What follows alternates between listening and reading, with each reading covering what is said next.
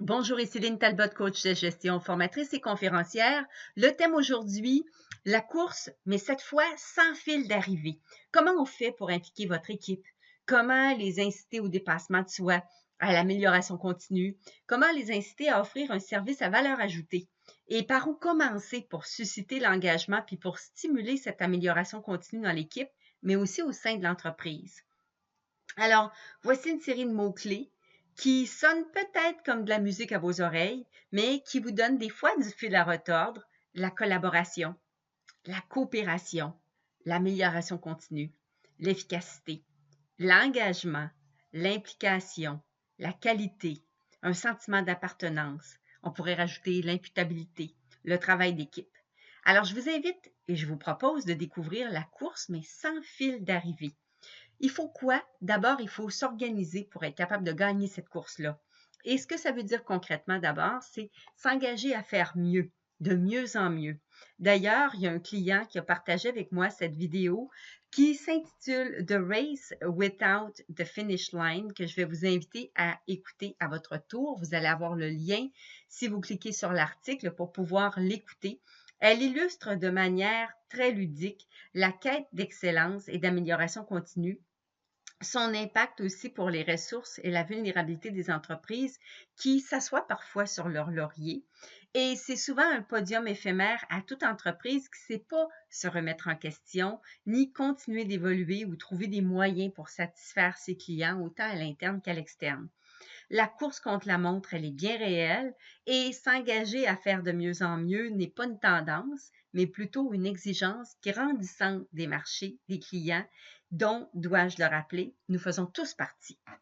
Alors, vient ensuite un autre élément très important, l'amélioration continue. La nouvelle règle, mais une règle qui est là pour rester.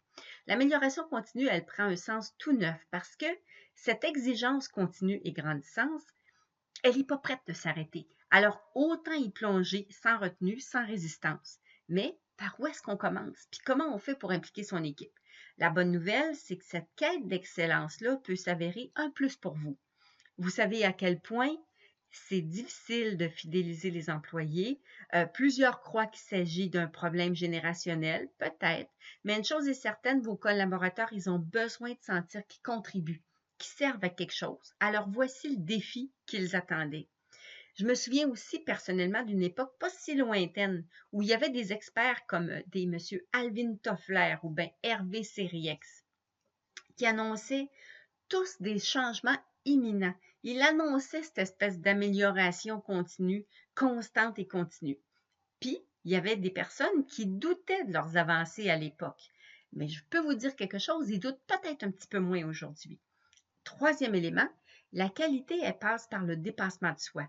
Plus que jamais, la qualité et la contribution de chacune des personnes dans l'entreprise, ça va ensemble. Les entreprises dépendent de l'engagement de chacun. Et le défi, c'est d'apprendre à stimuler ce dépassement-là de soi et non pas à l'imposer.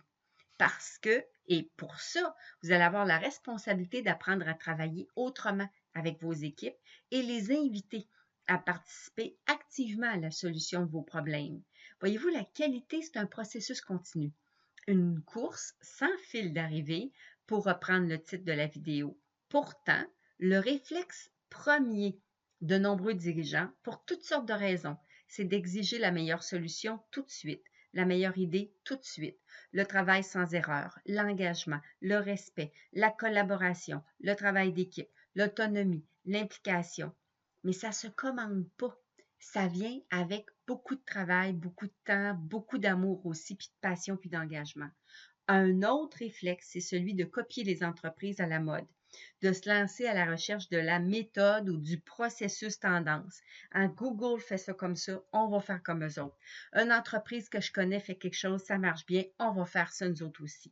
Mais ça rime à rien sans l'implication de vos collaborateurs et le dépassement de soi, ça devient la voie à suivre. Et ça veut dire que vous devez créer votre propre recette de succès.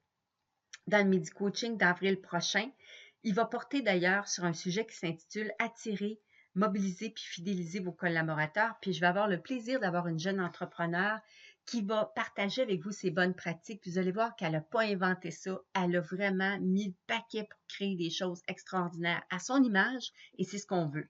Maintenant, ma question pour vous, comment est-ce que vous les impliquez, vos collaborateurs? Qu'est-ce que vous faites avec eux pour inciter ce dépassement de soi? J'adore apprendre de vous, autant que vous aimez apprendre de moi, et je vous dis à très bientôt. Au plaisir!